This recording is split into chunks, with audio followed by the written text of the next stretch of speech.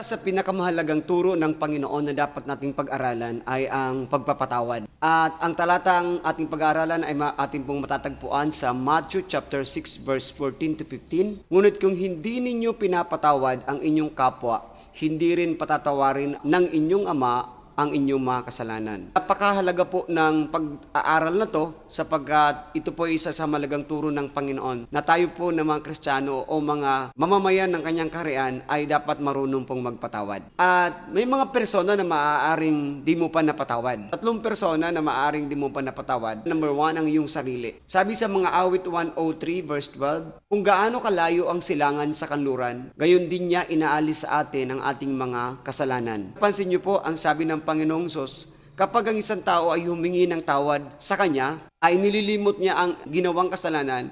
Kung gaano kalayo ang silangan sa kanluran, ganun niya po nililimot. Tayo kasi po ng mga tao, ay minsan may mga pagkakataon na tayo po ay pinatawad na pero minsan nagdududa tayo doon sa pagpapatawad na tinanggap natin. Napatawad na ba ako ng Panginoon? Ito po ang talata na magpapaalala sa inyo. Kung ano ang sinabi ng salita ng Panginoon ay maaasahan po natin. Sapagat ang sabi ng salita ng Panginoon, hinililimot niya na ang lahat. Kung tayo, mayroon pa tayong remembrance doon sa mga ginawa nating mga kamalian, surely the Bible says na nililimot niya. Kung gaano kalayo ang silangan sa kanluran, ganun niya kinakalimutan ang ating mga pagkakamali, pagkukulang at mga kasalanan. Pangalawa, ang persona na maaring hindi mo pa napatawad ay ang miyembro ng ating pamilya. Sinabi ng Matthew chapter 6 verse 15, ngunit kung hindi ninyo pinapatawad ang inyong kapwa, hindi rin patatawarin ng inyong Ama ang inyong mga kasalanan. Kapag hindi na natin pinatawad ang ating kapwa, hindi rin tayo patatawarin sa ating mga kasalanan. At isa sa mga kasama dun sa kapwa, ang ating pong pamilya. At ang may pinakamahabang panahon na mayroon tayo sa mundong ito,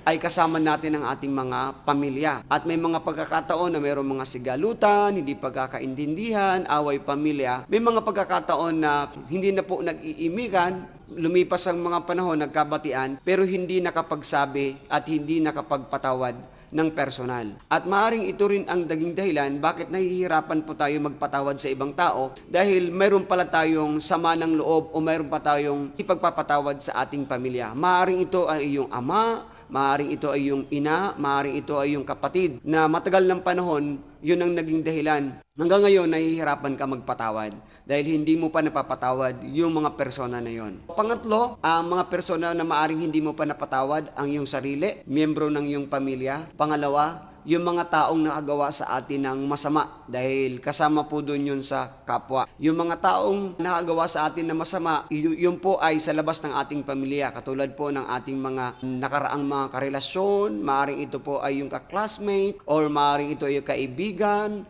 or kasama mo sa simbahan o kasama mga katropa mo o maaaring sila po yung mga taong nakasakit sa iyo na hanggang ngayon ay nahihirapan kang magpatawad dahil sa mga persona na yon. Piliin po nating magpatawad. Maaaring may dahilan ka po na sasabihin mo, Pastor, silang yung may gumawa na masama sa akin. Kailang hindi ako makapagpatawad dahil sila ang may ginawang masama sa akin. Maaring may dahilan ka para hindi magpatawad. Maaring napakarami mong dahilan o rason para hindi magpatawad. Pero mas pipiliin po natin magpatawad. Ang keyword po natin, I choose to forgive. Bakit po? Ang sabi ng Panginoon, kung hindi tayo marunong magpatawad, hindi rin tayo patatawarin. Hindi po tayo makakapasok sa kaharian ng langit kapag hindi tayo marunong magpatawad. Kaya maaring may dahilan ka o may dahilan ka para hindi magpatawad, pero mas pipiliin po nating magpatawad para magkaroon po tayo ng katiwasayan, kapayapaan sa ating puso at maayos na pakikipagrelasyon sa kapwa. Ano ba ang buhay na may bagong simula kay Kristo? Ito po ang buhay. Number 1, ito ay pagkikipag-ayos o pagpapanumbalik ng ating mga nasirang relasyon sa kapwa at lalo na sa Diyos. Kaya mas pinipili po nating magpatawad dahil ang bagong buhay po ay buhay ng pagkikipag-ayos sa kapwa at sa Diyos. Pangalawa, hindi nagkikimkim ng galit o sama ng loob. Wala na po tayo. Kung mayroon ka na kay Kristo ka na at nasa Panginoon ka na, nasa kaharian ka na, hindi na po pwede na tayo po ay magkimkim ng galit dahil sabi ng Panginoong Sus, magpatawad tayo. At pangatlo, hindi tayo nag-aakusa o nang sisisi. Wag na po natin gagawin yung mansisi o humatol sa sa ating kapwa. Dahil sabi ng Panginoong Hesus, huwag kang hahatol. At mas pipiliin po nating na ibigay sa Diyos yung paghihiganti dahil sabi ng Panginoong Hesus, akin ang paghihiganti. Ang nasa atin po ay pagpapatawad. Choose to forgive kaysa